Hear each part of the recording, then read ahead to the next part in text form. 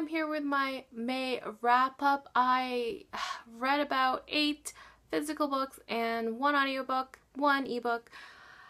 So let's get started. The first audiobook that I listened to is Reality Boy by A.S. King. This book was very intense, very interesting to say the least. It is a coming-of-age story about a boy and his family who have been under the public eye because of their home reality show, and I thought it was very good. It was in a boy's point of view, and I highly suggest it if you're looking for something different.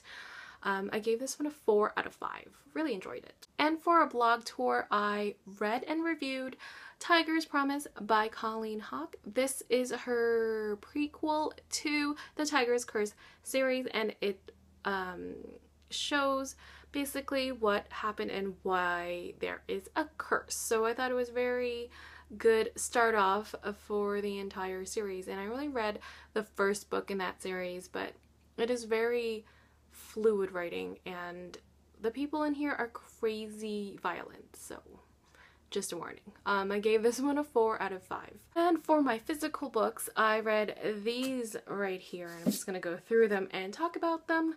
So this is Unspeakable by Caroline Pignat? I'm not sure if that's French. But this is kind of like the Titanic, but on a less grand scale. It wasn't as highly publicized as the Titanic. This was actually based on the true story of the actual tragedy. This is the Canadian maritime tragedy. I think it was the Empress of Ireland, so I think there was some notes in here as well, and I really thought it was done really well.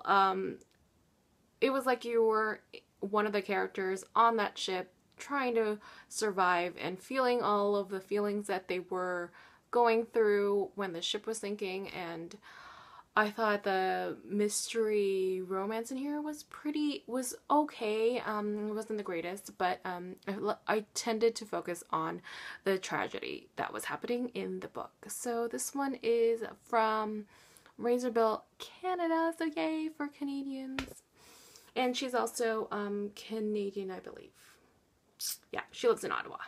And the second book that I read is Blood Red Road by Moira Young.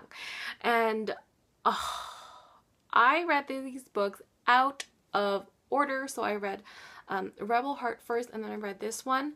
Oh my god, you guys, this book, I loved it. It is different in a way that you have to get used to the writing because it's all phonetic writing. So if you read it, there are no dialogues. It's just the characters and her thoughts, and I loved it. It was just so fluid, so good. You really know that Moira knows her characters, and it's like she built a whole analysis for all of her characters. This one was brilliantly done. I give this one a 5 out of 5. If you guys are looking for a different kind of dystopian set in the Western setting, like of Wild Wild West, I mean, check this one out because it is so good. The next book is The Art of Lainey by Paula Stokes, and I read and reviewed this one for Blog Tour. Really thought it was cute. There was a huge character growth with the character because at first she's a little bit I don't want to say snobby, but she's a little bit more ignorant. So she grows up to be a better person in the end. And I really love how Paula used the art of war on trying to win your boyfriend back. I thought it was a cute, light read. Not take it too seriously, but it was lighthearted and fun. So contemporary is definitely growing on me. And Power by Jessica Shirvington. Now, this was one of my most coveted books that I needed to get, and when it was for the newsletter, I was just super excited for it. I thought this was just such a good ending. There was Oh, and then my books just fall on the floor, so sorry about that. I really, really enjoyed it. What can I say about this one without spoiling it? It is a really good angel book series that I think most people need to read, and I want more people to read it because, oh, the romance in this one was really getting to me. I really, really enjoyed it. Give it a shot. I give this one a 5 out of 5. And the next book is This Song Will Save Your Life by Leila? Or is it Leila? Leila Sales. I want to say Leila. I'm sorry if I say your name wrong, but okay. This book, I had no idea that I was gonna love it so much. It is about a girl who is depressed and suicidal, but as the literal title says, DJing saved her life. It changed and transformed the way she looks at life. And there was so many good quotes in this one. I reviewed this recently on the blog. Oh my god, I want everyone to read it.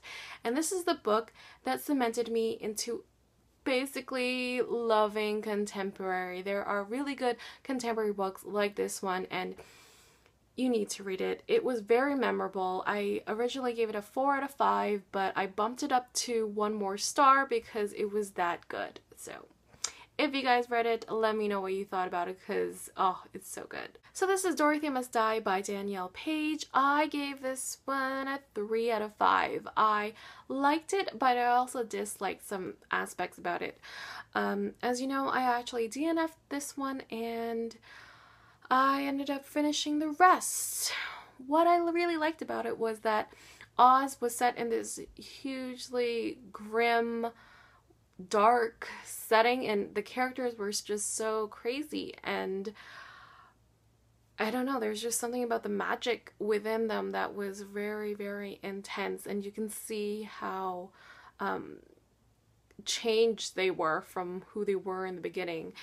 And the things that I didn't really like about it was that it was way too long. I get really bored easily, so if something is extended for a long period of time, I will drop it and pick up another book. I just had that issue with this one. So if you guys read it, let me know what you thought about it. The Love Letters to the Dead by Ava Dellaira. Dellaira? This one, I was on the fence. I am still on the fence. I gave this one a 3 out of 5. I thought the diary format was very original and very cute. This one also had that mystery element as to who, like, why someone was killed. So the murder mystery element was there, and that was what was pushing me to go to the end. Another thing I really liked about it was the sisterly relationship that they had, and you can tell how strong it was. And the things that I didn't like about it, addressing it to dead celebrities. I had no idea why it was relevant. I thought it could have been better if she was addressing it to her sister instead of the celebrities. I talked about this in the Contemporary Lovers GOODREADS read along that we're having, and we're doing the live show on June 8th, so make sure to check us out. I will be talking about it with the other Contemporary Lovers girls, and yeah, if you read it, let me know, as always. And last but not least is the Queen of Tirling. I'll just show you the cover here, by Erika Johansen. Now, I was really excited for this one. It was getting mixed reviews, but I have to say I really enjoyed it.